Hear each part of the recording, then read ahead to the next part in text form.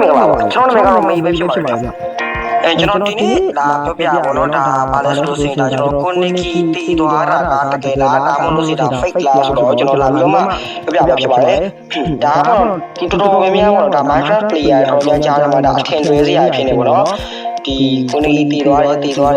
ကယ်လားဆိုတော့လည်းဘယ်သူမှအတိအကျမသိဘူးဟုတ်လားမဟုတ်လားဆိုတော့ဘယ်သူမှမသိဘူးအားကြောင့်ကျွန်တော်ဒီနေ့မှလာပြောပြဖြစ်ပါတယ်ဒီပြဿနာဘယ်အားဆက်ဆိုတော့တော့ဒါကျွန်တော်ဒီဗီဒီယိုတင်ပို့စာအစီအစဉ်မရှိဘူးเนาะဒီကျွန်တော်တက်တော့ဒါကိုနေဒီနဲ့မဆွေးနွေးလို့ရတာဗီဒီယိုတစ်ပုဒ်ကို animation ဗီဒီယိုတစ်ပုဒ်ကိုကျွန်တော်တင်ရတယ်ပေါ့နော်ဒါအခုကျွန်တော်ပြောရုံမှာဘာမှမရုံပေါ့နော်အားကြောင့်မို့ကျွန်တော်ဒါကိုနေဒီကိုတွားရောက်ဆက်သွယ်ပြီးတော့မှပြီးမြင်လာတဲ့အတမင်းမြင်လာပေါ့နော်အားကျွန်တော်တစ်ချက်ဖွင့်ပြချင်ပါတယ်အားလုံးပဲကိုနေဒီအားပြောလိုက်ကြည့်လိုက်အောင် Hello ဟုတ်ကဲ့ကိုနေဒီမင်္ဂလာပါဗျာ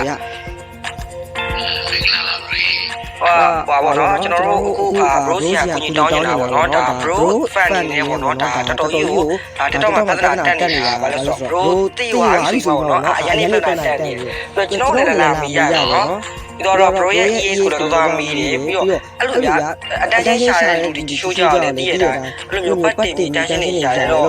အကူနေနေအကူမသိဘူးဆိုတော့ကို fan ကိုချက်တော့ပြောပါဗျာ